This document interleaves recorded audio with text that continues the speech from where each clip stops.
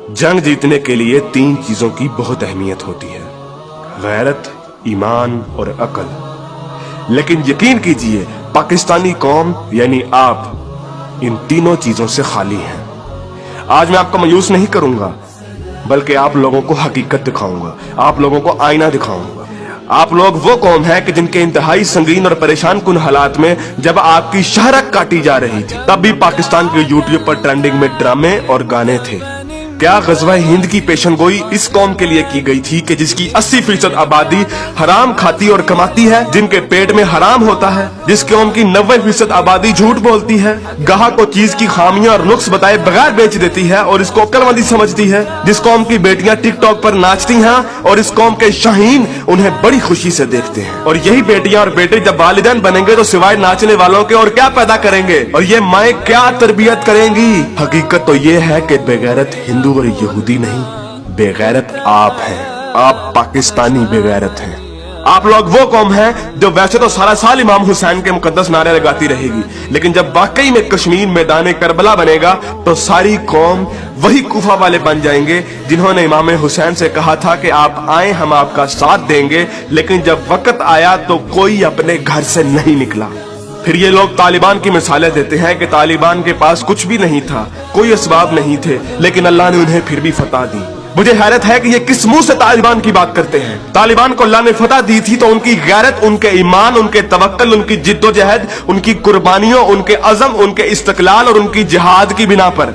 ना तो उनकी बेटियां टिकटॉक पर नाचती थी, ना उनके बेटे गेम ऑफ थ्रोन्स और गानों और फिल्मों के शदाई थे, ना वो हराम खाते थे और ना ही वो नमाज कज़ा करते थे।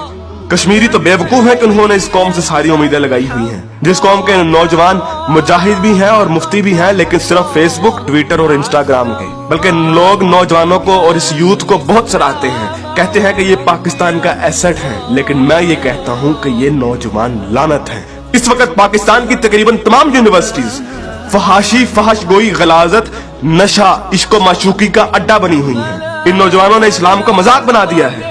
इन्हीं नौजवानों ने मॉडर्निज्म के नाम पे फहाशी और बेहयाई को रिवाज दिया है। हर लड़की आजकल टाइट्स पहन के फिरती है। इस्लाम और तहजीब का कोई नामो निशान ना यूनिवर्सिटीज में है, ना कॉलेजेस में।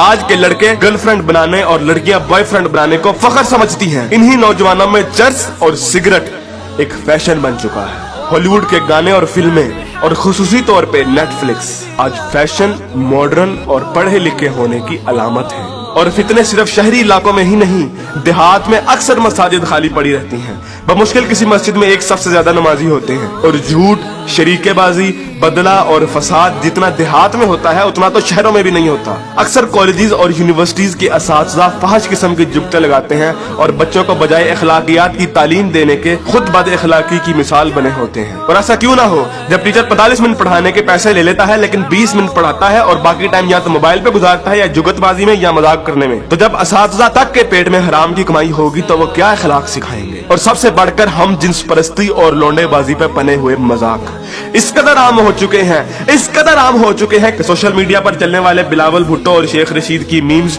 इस कदर आम हो गई हैं कि जैसे ये कोई मसला ही नहीं, जैसे ये कोई खिलाफे इस्लाम, खिलाफे तहजीब कोई बात ही नहीं। ये फितना मजाक मजाक में इस कदर आम हो गया है कि अब तो कोई स्कूल, कोई कॉलेज, कोई यूनिवर्सिटी से मुस्तस्ना नहीं। जिस कौम के बच्चे 12-12, 13-13 साल की उम्र में स्कूलों से ही फहाशी और पोर्नोग्राफी के मरीज बन जाते हैं, तो क्या वो हवस के पुजारी नहीं बनेंगे? ऐसी जगह ज़ैनब जैसे केस सामने नहीं आएंगे तो और क्या होगा? मुझे हैरत होती है कि हर बंदा मीडिया को तनकीद का निशाना बनाता है, हर बंदा मीडिया को फहाशी का असल कसूरवार ठहराता है, लेकिन खुद को कोई जिम्मेदार नहीं ठहराता, जो उस मीडिया को बड़े शौक और बाकायदगी से देखता है और उस मीडिया को अरबों रुपए का बिजनेस भी देता है।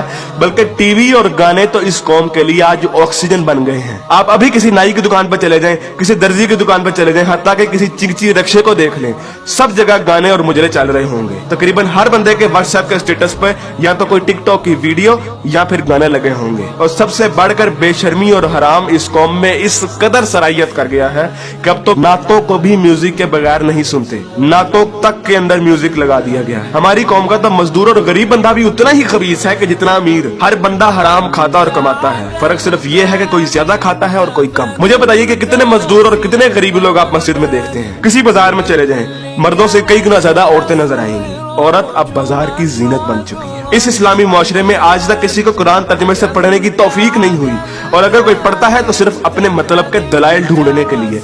बरेलवी कुरान खोलते हैं तो ईद मिलादुन नबी को सही साबित करने के लिए, शिया कुरान खोलते हैं तो जुलूस और मातम को सही साबित करने के लिए, तबलीगी जमात वाले कुरान खोलते हैं तो सिर्फ तबलीग के दलाइल ढूंढने के लिए, औरतें कुरान खोलती हैं तो मर्दों को निगाहें नीची करने वाली आयत दिखाने के लिए, और मर्द कुरान खोलते हैं तो औरतों को पर्दा करने वाली आयत दिखाने के लिए। और बहुत सी अवाम तो ऐसी है कि जो सिर्फ और सिर्फ वजीफे करने के लिए कुरान खोलती है। यानी इन लोगों ने कुरान को अल्लाह की किताब नहीं बल्कि टेलीफोन डायरेक्टरी बना दिया है।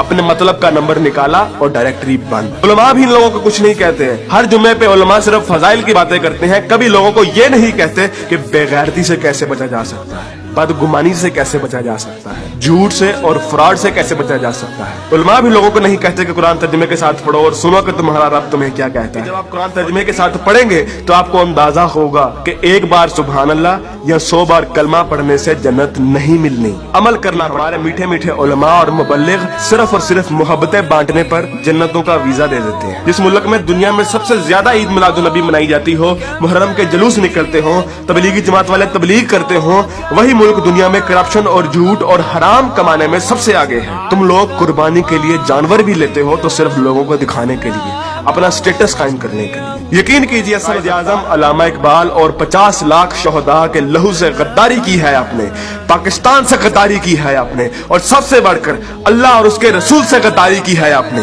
ग़ज़वा उहद में जब सहाबा ने हुज़ूर अकरम सल्लल्लाहु अलैहि वसल्लम की थी तो उस छोटी सी नाफरमानी की बिना पर अल्लाह ने मुसलमानों को बहुत बड़ी शिकस्त दी। हालांकि वो सहाबा थे और अल्लाह के रसूल भी उनमें मौजूद थे। लेकिन आज आप लोग ये कहते हैं कि अगर जंग हुई तो आसमान से फरिश्ते उतरेंगे कतार अंदर कतार। तो पहले अपने अमाल और अपनी औकात दिखाने के लिए कि असल में बदनामी के जिम्मेदार आप लोग खुद हैं, कि असल में जलालत आप लोगों ने खुद खरीदी है।